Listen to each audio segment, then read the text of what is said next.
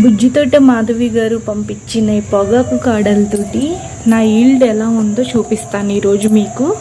చూడండి, first of all garden అయితే ఎంత హెల్దీగా వచ్చిందంటే చాలా బాగుంది. చూడండి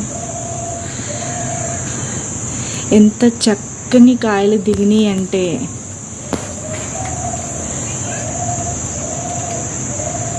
మంచి మంచి కాయలు దిగినాయి. అసలు చెట్టు నిండా కాయలేనండి. నేను వేసింది పొగాకు కాడలు, అవి కూడా కలిసిపోయినాయి కూడా. అదిగో చూడండి, మీకు కనిపిస్తున్నాయా? అదిగోండి.